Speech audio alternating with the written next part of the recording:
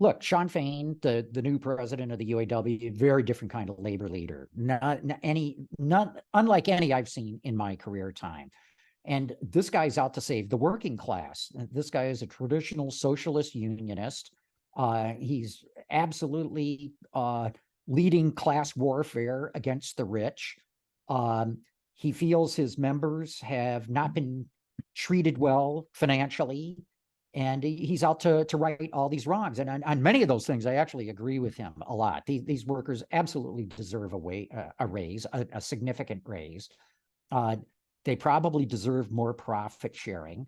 Um, they need inflation protection, and they need some sort of job security. Although, really, job security comes from the marketplace. It doesn't come from a company saying, we're going to save you no matter what happens. Because Right. as I hinted at earlier, I don't know if you can count on General Motors to be around in another 15 years. It may not even exist anymore.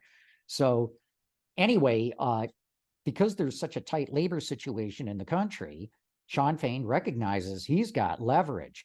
And, the Teamsters got leverage. They just got a 46% raise with UPS. You're seeing what's going on at Starbucks, for example, or all the organizing going on there, or the attempts certainly at organizing at the Amazon warehouses, and the list goes on and on.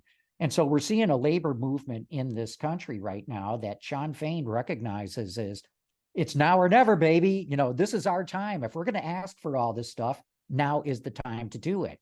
And he's decided on going on a strategy unlike any of his predecessors used before, in which instead of targeting one of the automakers, either GM or Ford or Stellantis, he's going after all three.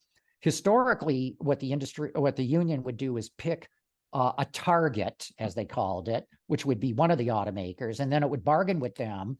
And once it got a contract with them, it was pretty much understood the other would fall in line with that. It was what they called a pattern agreement.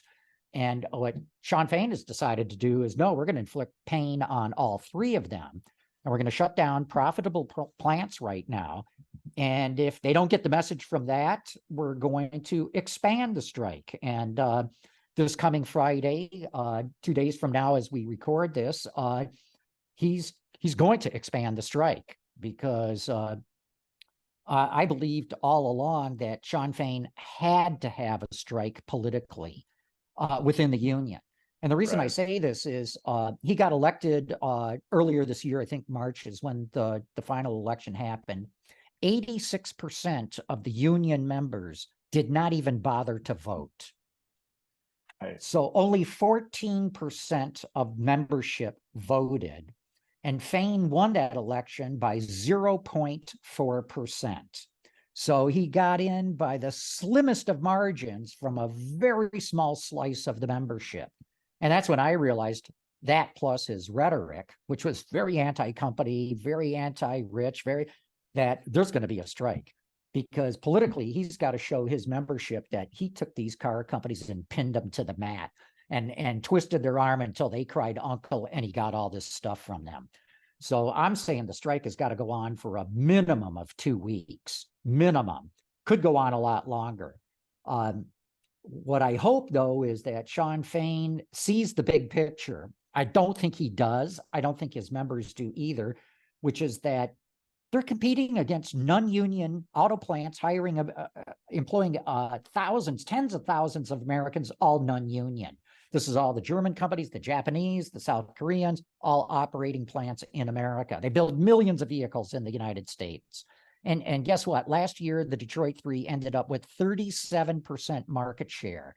And I'm not sure the union is aware of all that. They just keep focusing in on their North American profits and saying, they got the money, and isn't it just disgusting how much they pay their CEOs? And I'm not going to defend all that. All I'm saying is that Sean Fain better be careful that he doesn't kill the golden goose that's laid all these golden eggs for the UAW members.